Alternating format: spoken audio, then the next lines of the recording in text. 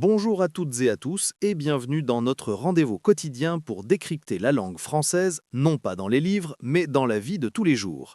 Aujourd'hui, nous allons aborder un sujet qui, bien que banal, est absolument fondamental dans l'art de la conversation en France, parler de la météo. C'est le brise-glace par excellence, la porte d'entrée de toute interaction. Pour en parler, j'ai le plaisir d'accueillir Juliette, passionnée par les nuances de notre langue. Bonjour Juliette. Bonjour François et bonjour à tous les auditeurs.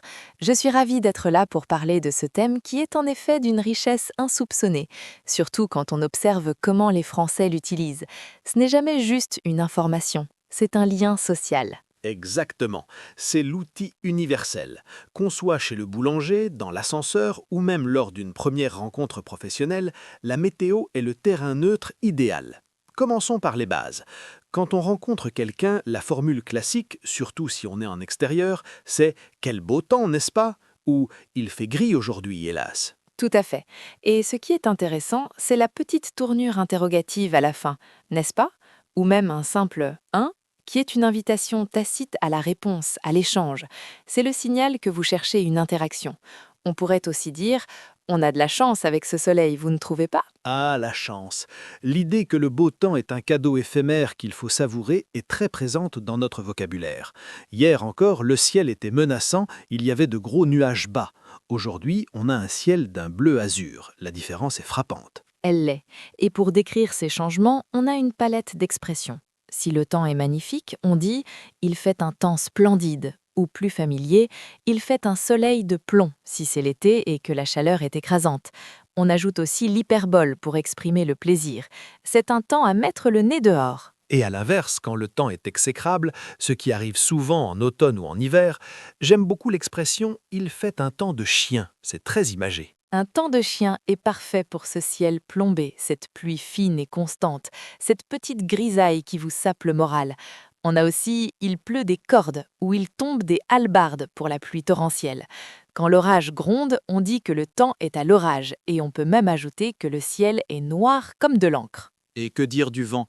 Le vent a de multiples visages. Il y a la simple brise légère, agréable, et puis il y a le vent à décorner les bœufs. Une image très forte pour désigner un vent extrêmement violent, à tel point qu'il pourrait détacher les cornes d'un bœuf, même si évidemment c'est une exagération.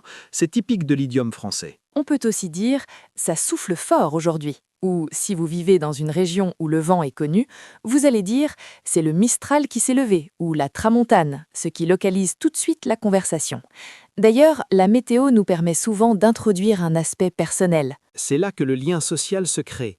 Au lieu de s'arrêter à la simple observation, on enchaîne sur l'impact personnel. Par exemple, si vous dites « quelle chaleur, je n'en peux plus », la personne en face va souvent répondre par son propre ressenti. « Oh, moi non plus, ça me fatigue, j'ai du mal à dormir la nuit ». Exactement. Ça devient une plainte partagée, ce qui est très français, avouons-le.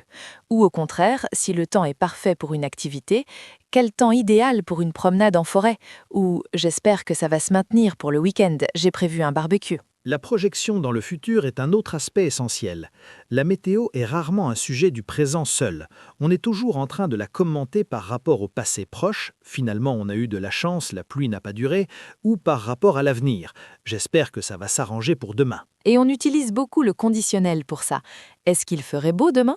Ou on aurait peut-être de la neige la semaine prochaine d'après les prévisions? L'incertitude des prévisions est un sujet en soi.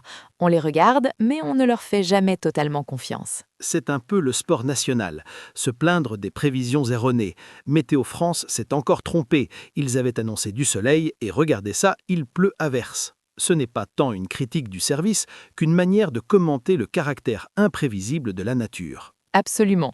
L'autre versant, c'est la température. On ne parle pas juste de degrés, on parle de ressenti. Il fait 10 degrés, mais avec l'humidité, on dirait qu'il en fait 5. Ou l'inverse, c'est sec, on supporte mieux la chaleur. On humanise la donnée chiffrée. L'expression « un froid de canard » pour parler d'un froid très vif et sec est quelque chose que les apprenants doivent absolument retenir. On peut aussi dire, pour une période de grand froid, on se pèle ou ça caille, qui sont des expressions familières pour dire qu'on a très froid. Et l'inverse, une vague de chaleur, ou plus familièrement, c'est la canicule. On peut aussi dire « on crève de chaud », ce qui est une exagération familière pour indiquer une chaleur insupportable. Le vocabulaire de l'extrême est très riche. Si on devait synthétiser pour nos auditeurs qui apprennent le français, quelles seraient les 5 structures de phrases à maîtriser absolument pour parler de la météo? Je dirais 1. Il fait plus adjectif, beau, mauvais, chaud, froid. 2. Le ciel est plus adjectif de couleur ou de description, gris, dégagé, nuageux. 3. Il y a plus nom, du vent, du soleil, des nuages. 4. Ça va se maintenir ou ça va s'arranger pour l'anticipation. Et 5. Une expression idiomatique simple comme quel temps de chien ou quel temps magnifique pour exprimer l'émotion. C'est une excellente base. Revenons sur le « il fait » versus « il y a ». Je crois que c'est une source de confusion pour beaucoup. On dit « il fait froid », mais « il y a du vent ». Comment expliquer cette distinction simplement? C'est une distinction grammaticale liée à la nature du mot. On utilise « il fait » devant un adjectif qui décrit l'état général de l'atmosphère, souvent lié à la température ou la qualité générale du temps, comme « il fait chaud »,« il fait jour »,« il fait beau ».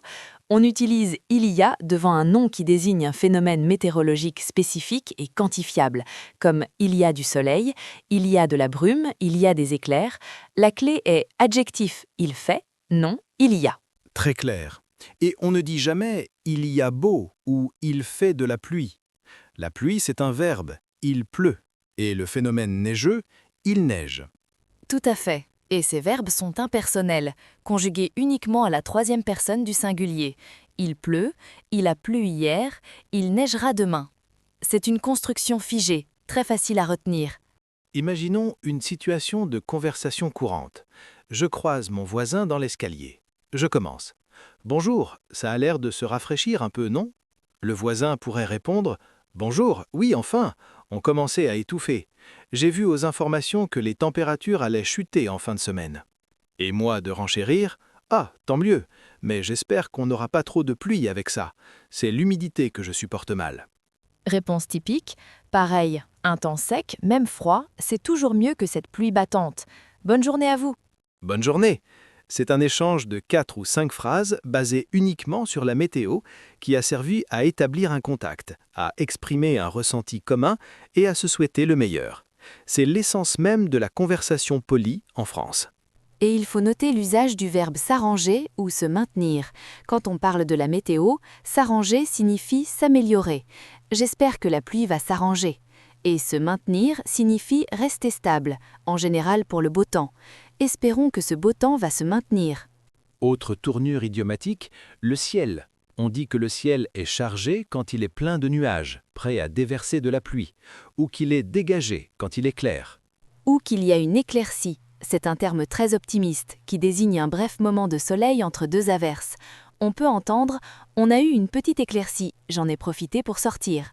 Et parlons des saisons. La météo est intrinsèquement liée au calendrier. En France, nous attendons l'arrivée du printemps avec impatience. On dit que le soleil revient ou les jours rallongent. Et à l'automne, c'est l'inverse. On se plaint que les jours raccourcissent et que la nuit tombe tôt. On parle aussi de giboulée de mars pour les averses soudaines typiques de cette période, ou de l'été indien pour un redoux inattendu en début d'automne. La météo est donc une porte d'entrée non seulement vers la conversation, mais aussi vers la culture et la poésie populaire. C'est un vocabulaire riche en nuances, souvent imagé. Pour résumer pour nos auditeurs, il est crucial d'apprendre non seulement les mots, soleil, pluie, vent, nuages, mais surtout les structures et les expressions qui transmettent le ressenti. Exactement. Le français ne dira pas seulement « il fait chaud », il dira « c'est étouffant » ou « on ne respire plus ». La subjectivité est la clé pour sonner naturel. Si vous voulez passer de l'apprentissage scolaire à la fluidité, essayez d'utiliser ces expressions imagées. Pour finir, si je vous dis « quel temps fera-t-il la semaine prochaine ?» Quelle est votre réponse de francophone typique? Je dirais « ah, bonne question. Avec ce temps instable, je ne m'avance pas trop. On verra bien. Mais j'espère que ça va s'arranger pour le week-end. J'ai une virée à la mer de prévue. Et vous, vous avez regardé les prévisions ? Parfait, c'est la boucle complète. L'incertitude exprimée, l'espoir d'une amélioration, la projection personnelle et la relance de la conversation. Juliette, merci beaucoup pour cette exploration passionnante du temps qu'il fait et du temps qu'on en fait. Merci à vous François, c'était un plaisir. Et à tous les auditeurs, n'ayez pas peur de parler du temps qu'il fait. C'est la meilleure façon de pratiquer votre français. C'est le mot de la fin. Merci à tous de nous avoir écoutés. Retrouvez le transcript complet de cet épisode sur notre site et n'oubliez pas de vous abonner pour ne manquer aucun de nos rendez-vous quotidiens sur la conversation française. À très bientôt.